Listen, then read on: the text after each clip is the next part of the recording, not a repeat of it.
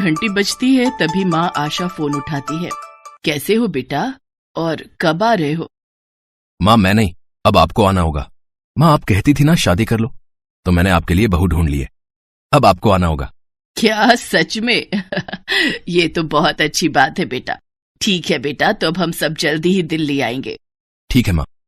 टीना, मीना कहाँ गई? जल्दी से आओ। क्या हुआ माँ जी? आज मेरी जिंदगी का सबसे खुशी का दिन है। बताइए ना माँ जी, क्या हुआ? हमारे धीरू ने अपने लिए लड़की ढूंढ ली है। कह रहा था वो लड़की बहुत ही सुंदर और सुशील है। चलो मेरी भी चिंता खत्म हुई। कल से हम लोग खरीदारी करने के लिए जाएंगे। आखिर शादी का घर है, बहुत सारी शॉपिंग करनी है, इतनी सारी तैयारियां करनी है। और टीना, मीना कल तुम दोनों मेरे साथ मार्केट चलना, वहां से नई बहू के लिए कुछ साड़ियां और ज्वेलरी भी खरीदनी है। माँ जी मुझे भी कुछ दिला देना। अरे नहीं, फिजूल खर्ची बिल्कुल नहीं। फिजूल खर्ची करनी है तो अपनी माँ के घर से लेकर आओ। दहेज में तो कुछ लाई नहीं और मुझसे और मांग रही हो। टीना मीना आपस में बात करते हैं। माँ जी कितनी कंजूस है दीदी, नई बहू के लिए तो इतना सोचती है और हमको भूल गई हैं। हम दिन रात इनकी सेवा करते हैं, सारा दिन बस किचन में ही घुसे रहते हैं, फिर भी हमारे लिए कुछ नहीं। हाँ ठीक कहा तुमने मीना, लेकिन हम कर भी क्या सकते हैं।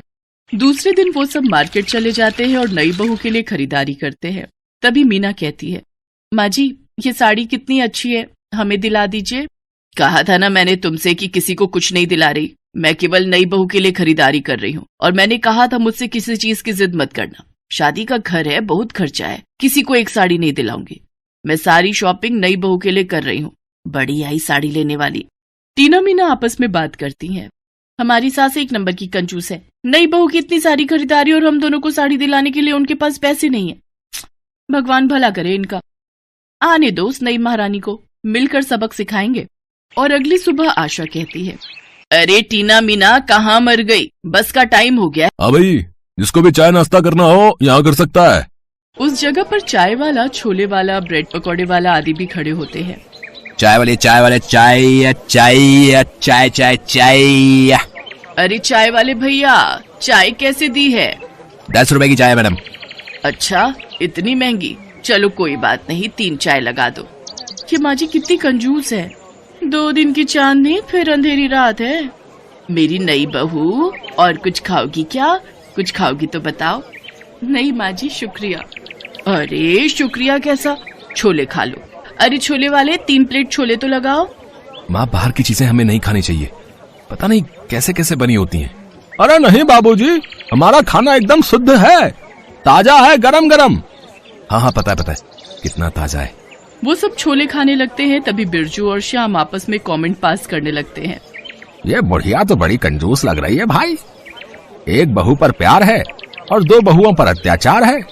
अरे भाई हमें क्या करना, उधर मत देख, नहीं तो ये बुढ़िया आंखें निकालकर गोटियां खेलेगी, गोटियां। हाँ इसके बाद वो सभी खा पी कर वापस बस में बैठ जाते हैं और सफर ऐसे ही चलता रहता है। बस अपनी स्पीड से चलती जाती है, बस स्टॉप आते जाते रहते हैं। कुछ देर बाद नई बहू के पेट में गड़बड़ होने लगती है। तभी वो अपने पति से बोलती है, ये जी मेरे पेट में दर्द हो रहा है, लगता है मेरे पेट में गैस बन रही है। अच्छा मैं ड्राइवर से कहकर किसी ढाबे पर बस रुकवाता हूँ। कुछ दूर चलने के बाद ड्राइवर एक ढाबे पर बस रोकता है, लेकिन ढाबे का टॉयलेट बहुत गंदा होता है, जिस वजह से सपना बिना टॉयलेट गए ही वापस आ जाती है। ए जी टॉयलेट तो बहुत गंदा आ रहा है, मैं घर जाकर ही कर लूंगी। ठीक है जैसी तुम्हारी मर्जी, पर इतनी देर तक तुम मैनेज कर पाओगी? हाँ मैं कर लूंगी। वो वापस बस में बैठ जाते हैं। फिर थोड़ी देर बाद नई बहू के पेट में फिर दर्द होता है और फिर एक आवाज सुनाई देती है। सभी आश्चर्यचकित हो जाते हैं। सभी लोग पूछने लगते हैं, ये पाद किसने मारा रे? सभी लोग एक दूसरे का मुंह देखने लगते हैं। टीना मीना आपस में कहती हैं, लगता है इन लड़कों का काम है, अगर पेट साफ नहीं है तो जब ड्राइवर भाई बस रोके थे तब क्यों नहीं किए? बदबू पर बदबू फैला रहे हो, अरे घर से पेट साफ करके आना चाहिए ना। तब बिरजू कहता है, खामखा इल्जाम लगा रही हो तुम हम पर। हाँ तुम में से ही कोई एक होगा, हाँ हमने नहीं मारा कोई पाद वाद। हाँ फिर तभी थोड़ी देर बाद फिर से आवाज आती है। फिर सभी एक दूसरे को देखने लगते हैं। नई बहू का पेट खराब हो जाता है और वो सीट भी गंदी कर देती है। तभी वो लड़के कहते हैं, अरे अरे क्या देखना पड़ रहा है, इतनी बदबू, थोड़ी देर और बैठा तो मैं यहीं बेहोश हो जाऊंगा। हाँ देखो तो पता नहीं कहाँ कहाँ से आ जाते हैं लोग। ये बुढ़िया अपनी नई बहू की कितनी तारीफ कर रही थी। यहाँ तो बदबू के मारे दम निकला जा रहा है। बस में भी इतनी भीड़ है, कहाँ जाएं कहाँ बैठे। लगता है आज तो मैं मर ही जाऊंगा भाई। अरे बहू, तूने ये क्या किया? जब आ ही रही थी तो तुझे टॉयलेट जाना चाहिए था ना। जब ढाबे पर गई थी तब क्यों नहीं करके आई? यहाँ करने की क्या जरूरत थी? माँ जी, मैंने जानबूझकर नहीं किया, मैं मैनेज नहीं कर पाई।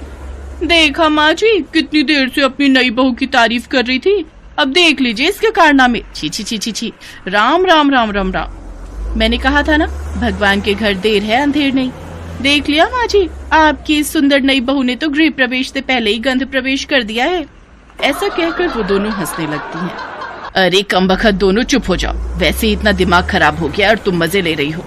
अब मैं क्या करूँ इस बहू का? अरे बेटा, अब तू ही इसके साथ जा और इसकी मदद कर, ये काम तो मेरे बस का ना है। तभी बस अड्डे पर आकर बस रुकती है। धीरज सपना को लेकर सार्वजनिक शौचालय में जाता है।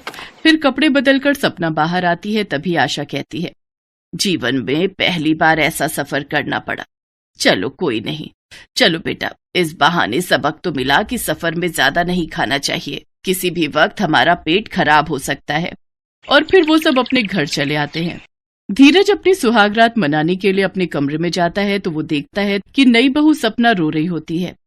क्या हुआ सपना, तुम्हें अपने घर की याद आ रही क्या? नहीं।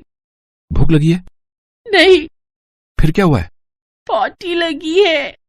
हे राम।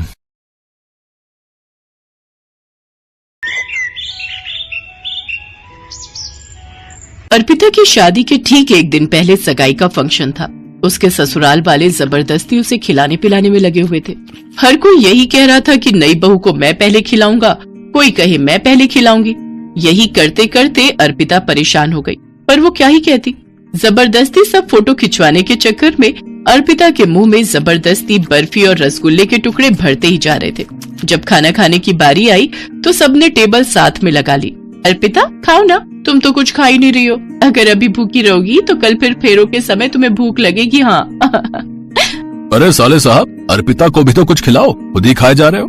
जीजू मैंने कहाँ मना किया है, खा लो अर्पिता, नहीं तो सब मुझे ही दोष देंगे। अरे तुम सब छोड़ो, अर्पिता बहू मेरे हाथ से गुलाब जामुन खाएगी, क्यों, खाओगी ना? अर्पिता क्या ही कहती, वो चुपचाप अपनी होने वाली सास के हाथों से पूरा गुलाब जामुन खा लेती है। अब तो होने वाली मामी, बुआ, मासी, भांजा, भांजी, भतीजा, भतीजी सब अर्पिता के मुंह में जबरदस्ती खाना ठूस रहे थे। अर्पिता परेशान तो हो रही थी, पर वो नए बनने वाले रिश्तों का दिल रखने के लिए चुपचाप उस समय सगाई के फंक्शन में खाती रही। उस रात तो जैसे तैसे अर्पिता सो गई। अगले दिन उसकी शादी थी। शादी के फंक्शन में भी सुबह से रीति रिवाज शुरू हो गए, तो मायके में आए मेहमानों ने सभी रीति रिवाज निभाते हुए अर्पिता को कुछ न कुछ खिलाना शुरू कर दिया। जो मेहमान आए अर्पिता के मुंह में मिठाई और खाने की चीजें खिलाते रहे। बस चाची जी, और मन नहीं है। अरे थोड़ा सा तो खा ले, फिर शादी के बाद हम कौन सा खिला पाएंगे? हाँ। अभी तो मेरी बारी रह गई, रुको, ये ले बिटिया, एक निवाला मेरी तरफ से भी। खा, तू भी क्या याद रखेगी, तेरी ताई ने तुझे खाना खिलाया। मम्मी बस मुझे और भूख नहीं है, ये रीति रिवाज कितनी देर और चलेंगे? अभी अंकित के मम्मी पापा भी आकर गए हैं, उन्होंने भी मुझे बहुत सारा खिला दिया है। अर्पिता, वैसे किसी को मना करते अच्छा नहीं लगता, कोई बात नहीं, थोड़ा खा ले। वैसे भी अब तेरी शादी हो जाएगी, फिर कौन सा तेरी चाची, ताई और मामी वगैरह को तुझे खिलाने का मौका मिलेगा। रुक, तेरे मामा जी और पापा बुला रहे हैं, मैं अभी आती हूँ। किसी तरह अर्पिता की शादी हो जाती है और शादी के बाद वो अपने ससुराल आती है। पर शादी की रात से ही अर्पिता के पेट में गड़बड़ हो रही थी। जैसे तैसे उसने फेरों के समय अपने आप को संभाल लिया, पर ससुराल पहुंचते ही उसकी हालत बिगड़ने लगी। अब नई नवेली बहू किसे कहे और कैसे कहे। अर्पिता, माँ ने तुम्हारे लिए ये गरम गरम नाश्ता भेजा है, तुम जल्दी से कर लो, फिर कुछ देर बाद मोहल्ले की औरतें आएंगी और तुम्हारी मुंह दिखाई की रस्म होगी। बबली दीदी, वो मैं, अरे शर्माना कैसा, मुझे पता है आपके लिए घर नया है, इसलिए आपको मेरे सामने खाना खाने में शर्म आ रही है। ठीक है, तुम खा लो, मैं थोड़ी देर बाद दोबारा आती हूँ। दीदी, अंकित कहाँ है? अंकित, वो तो अपने जीजू के साथ नीचे हॉल में नाश्ता कर रहा है। अर्पिता की ननद ढेर सारा मक्खन लगाकर आलू के पराठे और दही रख जाती है। अब अर्पिता ना खाए तो भी बुरे बनेगी और खाए तो भी उसकी हालत खराब होगी। अर्पिता पूरी तरह से फंस चुकी थी। तभी उसकी सास आ जाती है। अरे अर्पिता बहू, तुमने अभी तक नाश्ता नहीं किया, क्या हुआ? मेरे हाथ के आलू के पराठे पसंद नहीं आए क्या? नहीं नहीं माँ जी, पराठे तो बहुत टेस्टी है, मैं बस खा ही रही थी। अच्छा अच्छा, ये लो साथ में ये भी खा लो। तुम्हारे ससुर जी तुम्हारे लिए ताजी ताजी जलेबियां और रबड़ी लेकर आए हैं। वो बोल रहे थे कि यहाँ के फेमस हलवाई की रबड़ी जलेबी है, तो अर्पिता को जरूर खिलाना। बड़े मन से उन्होंने तुम्हारे लिए भेजी है। अर्पिता रबड़ी जलेबी देखकर परेशान हो जाती है। पहले ही उसका पेट गड़बड़ कर रहा था, ऊपर से रबड़ी जलेबी अब ससुर जी ने भेजी है। ये कहकर सास ने कुछ कहने से ही रोक दिया। क्या करे और क्या ना करे, जबरदस्ती सास मुंह में रबड़ी जलेबी ठूसे जाए। अर्पिता चाहते हुए भी मना नहीं कर सकी। सास के जाने के बाद अर्पिता परेशान हो गई। वो बार बार टॉयलेट भागे, फिर बाहर आए, फिर भागे, फिर बाहर आए। जिस बात का डर था वही हुआ। अर्पिता को दस्त लग गए, उसका पेट खराब हो गया। लगातार लूज मोशन आए जा रहे थे। बिल्कुल पानी दस्त करते हुए अर्पिता को कमजोरी महसूस होने लगी। उधर से उसकी ननद उसे लेने आ गई। अर्पिता क्या हुआ, तुम अभी तक बाथरूम में ही हो? माँ बहुत देर से तुम्हारा इंतजार कर रही हैं। मोहल्ले की औरतें और रिश्तेदार वगैरह मुंह दिखाई की रस्म के लिए हॉल में ही जमा हो गए हैं। अभी आई, बस थोड़ी देर और दीदी, आप चलो मैं आती हूँ। ठीक है, नीचे आने से पहले मुझे आवाज लगा देना। ननद चली गई पर अर्पिता के मोशन रुकने का नाम ही नहीं ले रहे थे। उसकी हालत लगातार खराब हो रही थी। जैसे तैसे वो तैयार होकर अपनी ननद के साथ हॉल में पहुंचती है। सब औरतें मुंह दिखाई की रस्म के लिए आती और अर्पिता को फिर से मीठा खिलाने लगती। ये लो बहू, हमारे हाथ से भी खाओ। अरे बहू ना शर्मा रही है, हमारे हाथ से नहीं खाएगी। नहीं नहीं, ऐसी बात नहीं है बहन जी। अर्पिता बहू, आंटी जी के हाथ से भी खाओ। अर्पिता जबरदस्ती मिठाई के पीस खा लेती है। सब लोग चाय नाश्ता वगैरह करते हैं और मजबूरी में अर्पिता को भी करना पड़ता है। अब अर्पिता से वहां बैठा नहीं जा रहा था। उसे फिर से लूज मोशन आने लगता है। वो अंकित को आवाज लगाती है पर अंकित दोस्तों और रिश्तेदारों में बिजी था। अर्पिता से रुका नहीं जा रहा था। वो फौरन अपने कमरे की ओर भागती है और सीधे टॉयलेट में जाती है। कुछ देर बाद उसे आराम पड़ता है पर अब उसकी हालत बिगड़ती ही जा रही थी। अर्पिता को चक्कर आने लगते हैं। उसका पेट भी दर्द हो रहा था। वो बेड पर लेट जाती है, तभी उसकी सास कमरे में आती है। क्या हुआ अर्पिता बहू, तुम्हारी तबीयत तो ठीक है ना? छी माँ जी, मैं ठीक हूँ, बस ऐसे ही। अर्पिता अपनी सास की बात का जवाब भी नहीं दे पाती कि अचानक उसे फिर से लूज मोशन आ जाता है और वो टॉयलेट में भाग जाती है। कुछ देर बाद अर्पिता जब बाहर आती है तो उसकी सास के साथ साथ ननद भी वहीं खड़ी थी। क्या हुआ अर्पिता भाभी, आप कुछ छुपा रहे हो? दीदी, माँ जी, वो मुझे ज्यादा हैवी खाना खाने से दस्त लग गए हैं। कल रात से पेट बहुत गड़बड़ कर रहा है। कहते कहते अर्पिता बेहोश हो जाती है। उसकी सास और ननद दोनों घबरा जाती हैं। अरे अर्पिता बहू, क्या हुआ? बबली, एक बार अंकित और अपने बाबूजी को बुला कर ला। अर्पिता की ननद अंकित और अपने बाबूजी को बुला कर लाती है। अंकित डॉक्टर को फोन करता है। डॉक्टर आती है और अर्पिता का चेकअप करती है। अगर मेरे आने में थोड़ी देर हो जाती तो अर्पिता को हॉस्पिटल में एडमिट करना पड़ता। कोई घबराने की बात तो नहीं है ना डॉक्टर? नहीं नहीं, अब डरने की कोई बात नहीं है। मैंने इंजेक्शन दे दिया है, लूज मोशन रुक जाएंगे। पर अर्पिता को बिल्कुल भी हैवी खाना नहीं देना, बहुत लाइट खाना देना है, जैसे जूस, फ्रूट्स, खिचड़ी, दलिया, दही वगैरह, और कुछ भी तला भुना या फिर ज्यादा मीठा नहीं देना। डॉक्टर अर्पिता को दवाई और इंजेक्शन देकर चली जाती है। कुछ देर बाद अर्पिता को आराम पड़ता है। अर्पिता बहू, तुमने पहले क्यों नहीं बताया? वैसे देखा जाए तो गलती हमारी ही है। हमें भी इस बात का ख्याल रखना चाहिए था कि बहू कितना ही खा पाएगी। वो भी अपने मायके से आई है। 2-3 दिन उसने वहां पर भारी खाना ही खाया होगा। ऊपर से हमने उसको इतना जबरदस्ती खिला पिला दिया। छोटा सा तो पेट है मेरी बहू का।